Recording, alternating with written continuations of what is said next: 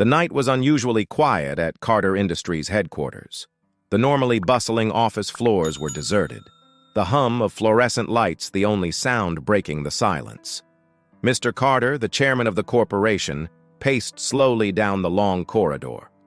His polished leather shoes clicked softly against the marble floor, each step echoing in the stillness. He had no particular destination in mind. His mind was preoccupied with the day's events, the decisions he had made, and the weight of responsibility that came with his position. As he turned a corner, he noticed a figure standing in the shadows near the end of the hallway. It was one of the janitors, a young woman he had seen around the building but never really noticed. She was leaning slightly against the wall, her posture tense, her head bowed as she held her smartphone close to her face. Her voice was barely audible, but the words she spoke cut through the silence. "Mom," she whispered, her voice trembling with emotion. "I just received my first paycheck, $20,000. I'll send it to you immediately. Please take care of yourself. Goodbye." She ended the call abruptly and wiped her eyes with the back of her hand, glancing around as if to ensure no one had seen her. Her face was a mixture of relief and lingering worry, a reflection of the burden she carried. Mr. Carter, however, had heard every word. His brow furrowed, and a flicker of suspicion crossed his face. He stepped closer, his voice firm and authoritative. "You just said your salary is $20,000? The janitor startled, her eyes widening in fear. She looked down, fidgeting with the hem of her uniform. Yes, sir," she stammered. "Director Harris gave it to me." "Give me the money," Mr. Carter demanded, his tone sharp. "A janitor's salary can't possibly be that high. Something isn't right here, and I intend to find out immediately." The woman hesitated, her hands trembling as she reached into her pocket. Slowly, deliberately, she produced a thick envelope and handed it over. Mr. Carter took it without a word, his mind already turning over the implications of what he had just heard. He walked away, the echo of his footsteps reverberating down the hallway. His face was dark with suspicion, and his thoughts were racing. Back in his office, Mr. Carter sat behind his enormous mahogany desk, the envelope in front of him like a small detonator waiting to explode. The leather chair creaked as he leaned back, considering the next steps. He picked up the phone and called for Director Harris. The minutes dragged by, each one amplifying the tension that seemed to hang in the office like a heavy curtain.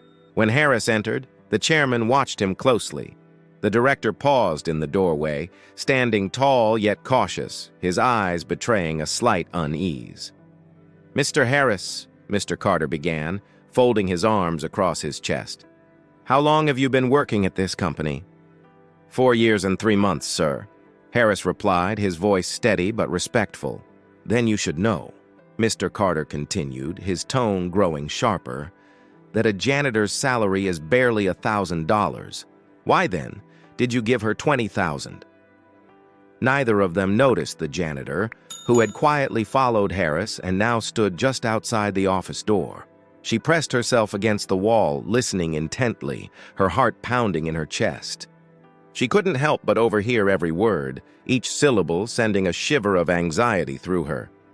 Harris lowered his eyes, his jaw tightening. "I'm sorry, Chairman Carter," he said slowly, carefully choosing his words.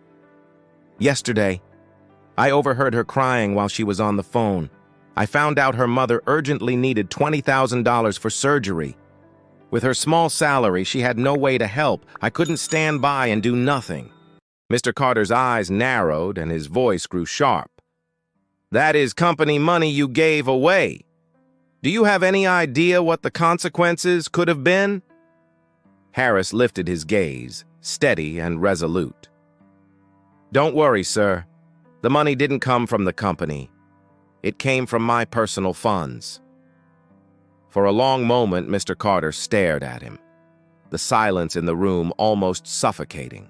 Then, he shook his head slowly. "You should have asked me first," he said. "Because of this, I'm suspending you for 1 month."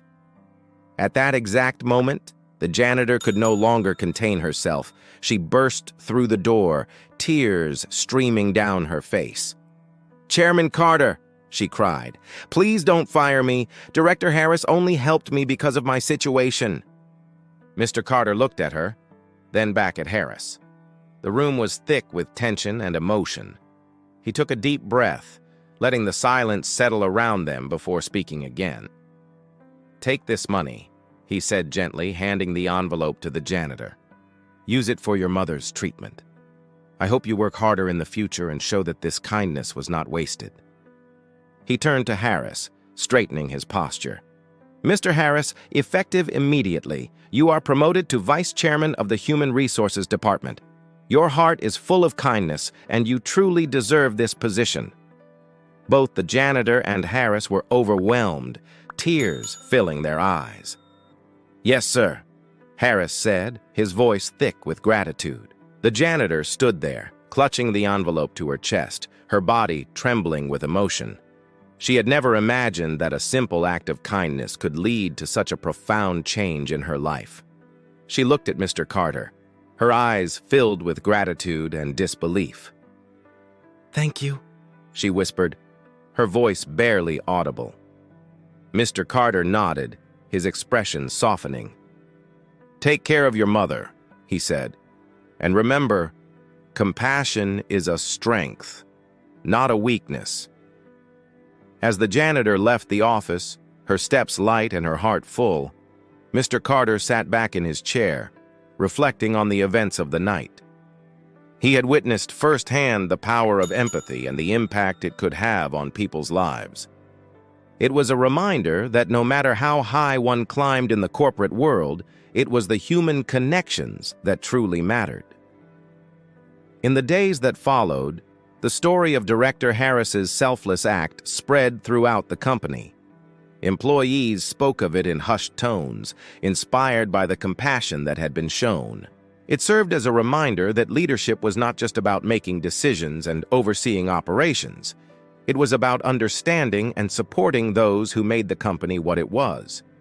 Director Harris's promotion was met with unanimous approval.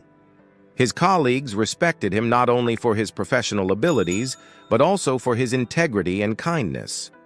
He continued to serve the company with dedication, always mindful of the lesson he had learned that night. As for the janitor, her life took a turn for the better. With the money she received, she was able to pay for her mother's surgery, and the relief that followed was immeasurable. She continued to work at Carter Industries, her spirit lifted, her dedication unwavering. The kindness shown to her had not only changed her circumstances, but had also rekindled her belief in the goodness of people. And so, in the quiet halls of Carter Industries, the legacy of that night lived on, a testament to the power of compassion and the profound impact a single act of kindness can have on the lives of others.